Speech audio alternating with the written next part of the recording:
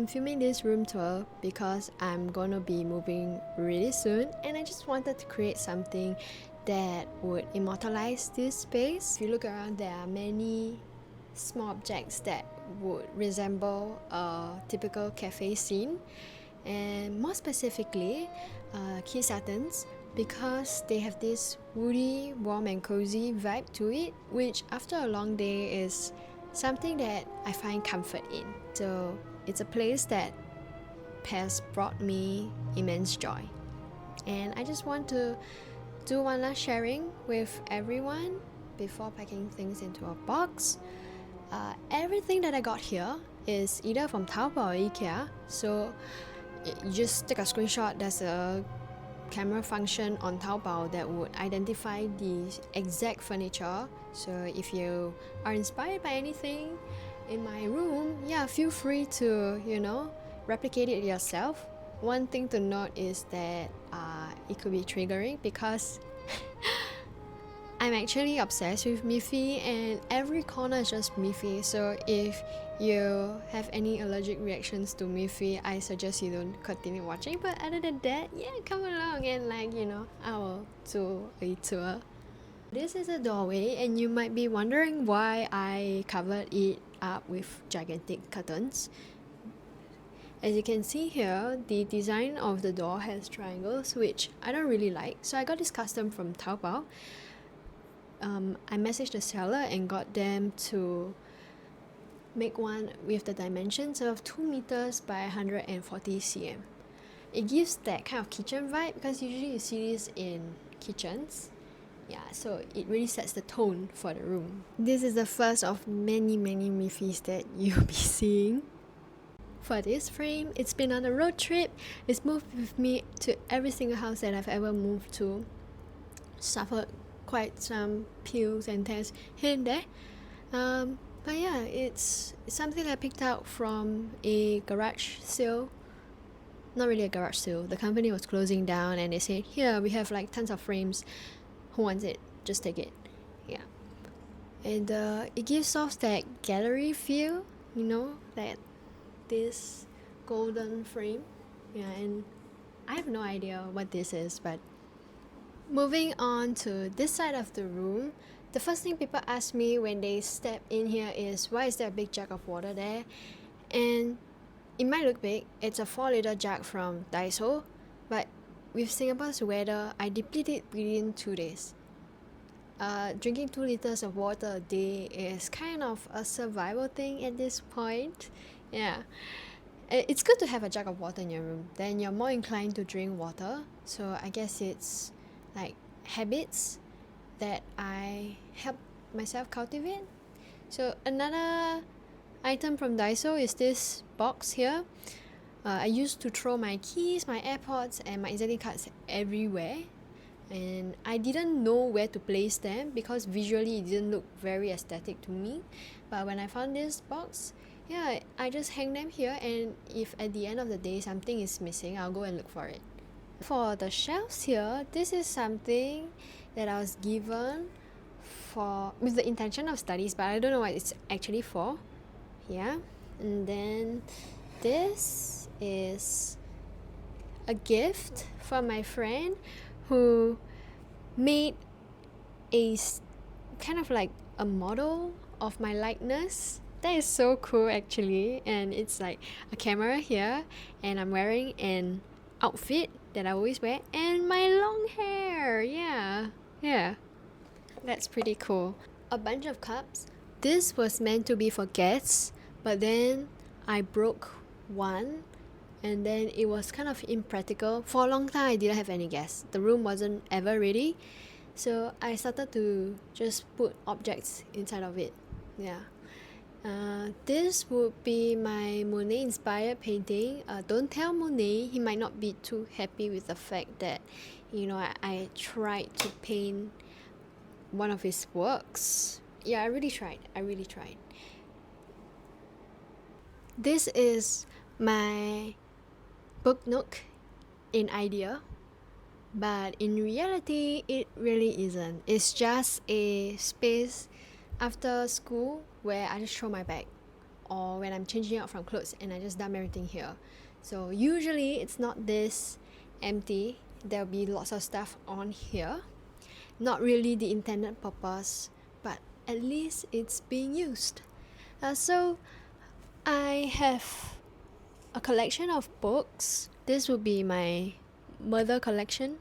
This author is going to have 3 more in the series, so I'm guessing I have to find a way to make space. This is my literature, short reads. This is self-help, and this will be my art books. As I grew older, I fell into the traps of doom scrolling, which, you know, any human these days are susceptible to. But in recent years, I decided to be more mindful, and I picked up my very first book in a long time, which would be this murder book. Got me so hooked, I had to get like all the books in the series that was available. My book that I'm most happy to own is Marie Antoinette's Garden. I like the character Marie Antoinette from Sofia Coppola. I don't know anything about the real Marie Antoinette other than the fact that she led a very extravagant life, which also ended her life. But the way Sofia Coppola portrays women is very delicate yet powerful, and so, you know, I just thought that as somebody who liked flowers, this is a good book to own. Yeah. And you know, when friends come over, you can ask them, oh, give me a number. Then you flip to the page, and then that's just the flower that, you know, they have. I use this mirror to do my skincare, and when I get up in the morning to comb my hair. And I don't have a vanity table, but that's okay. I just bring this mirror to whichever table that I want to do my skincare. Down there is letters, and I think it's good to display these things because in a room, when I look around, and you know, I just remember that there are people out there who love me. Yeah. And then here, it's 2026, but art never dies. So I'm putting this here for as long as I want. Yeah, the cafe vibe is there. I got this off Taobao, by the way. Like, Illustrator did such a nice job. Yeah, and behind this is actually supposed to be a lamp that I wanted to change out from the current lighting, but I never got around to it because there's some screw or something that couldn't be removed, and now it's just a backdrop. Over here is where I put my skincare, my hair care, toothbrush, toothpaste, and a solid perfume. Below would be where I store my tote bags. I used to be a tote bag girly until I grew up and said I need handbags now, which might be sad, but you know, we all have to grow up sometime. And then my proudest item in the collection would be this Studio Ghibli bag. I've never been to Japan, but you know, I thought like life is short. Who knows, I may never make it to Japan. Touch wood. I do want to go to Japan, but you know, in the meantime, I can get this first. Got this off eBay, $70. Not worth it, because I don't even use it that much. Like, I can't fit the armhole into most of my shirts because they are oversized, so it doesn't have many wears to it. Should I sell it? Should I keep it? Let me know. Okay. And then this is one of the most boring pieces of shelves that I have. This just stores my laptop, school notes, journal supplies, magazines that I collect from Uniqlo, which I don't read, paints, color pencils, and foolscap paper. Told you, boring. This basket was just something that I want to organize with little things inside, notably the rare Miffy, which my boyfriend helped me to get. I also have this wall of places which I have traveled to, some of which are like China, Vietnam, Indonesia, and Hong Kong. And you know, it's gonna be a wall that's expanding. For the longest time, I wasn't able to find a suitable rug/mat, but one day I noticed this quilted mat on Taobao and it's just so perfect because rugs they trap a lot of dust and dirt in between the fibers. It's difficult to wash, difficult to clean, but look at this. Behind is just this matte material. You can just throw it into the wash and wash it anytime you want. And it's such a grandmotherly kind of vibe to it. This is my bed setup. Nothing fancy. Have a oil painting for a backdrop and an army of Mifis to protect me in my sleep. Something funny I usually say is when my Miffy in the morning I find it facing here, it means that my Miffy protected me from an evil entity somewhere there. Which is funny because it's usually me in the morning when I stretch and I brush my fingers on the Miffys. So maybe I am the evil entity that I speak of. Okay, anyways, I also have a glass of water here within reach, a Miffy cup,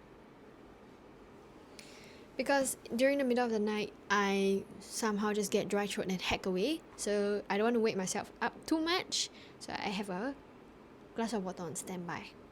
And this book, such a pity it's become a coffee table book because it talks about Monet's career. But yeah, maybe one of these days I'll go and get a look at it.